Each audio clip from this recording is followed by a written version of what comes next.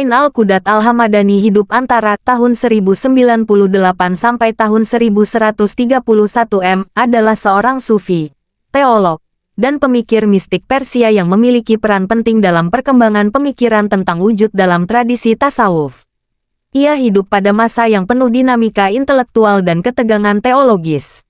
Meskipun usianya singkat, pengaruh pemikirannya sangat besar dalam sejarah spiritual Islam. Ia merupakan murid dari Ahmad Al-Ghazali, saudara Imam Al-Ghazali, dan sangat dipengaruhi oleh ajaran Al-Hallaj. Dari gurunya, ia mewarisi tradisi tasawuf yang menekankan cinta ilahi sebagai jalan utama menuju Tuhan. Warisan intelektual ini membentuk fondasi pemikirannya tentang hubungan antara manusia dan realitas ilahi.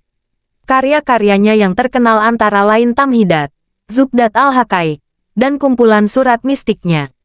Tulisan-tulisannya memadukan kedalaman spiritual, refleksi filosofis, dan bahasa simbolik yang puitis. Ia tidak hanya berbicara tentang pengalaman mistik, tetapi juga mencoba menjelaskan struktur realitas secara metafisik.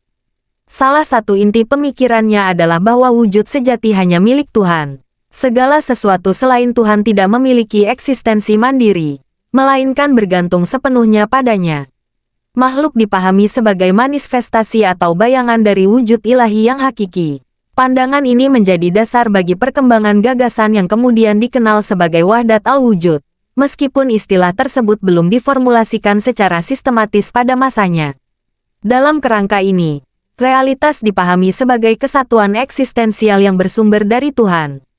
Keberagaman dunia tidak meniadakan kesatuan dasar tersebut.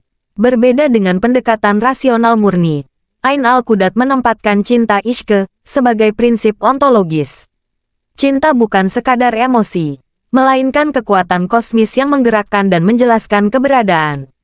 Melalui cinta, Tuhan menyingkapkan dirinya kepada makhluk. Ia juga membedakan antara pengetahuan rasional dan pengetahuan melalui pengalaman langsung atau zauq. Menurutnya, hakikat wujud tidak dapat sepenuhnya dipahami melalui logika dan argumentasi.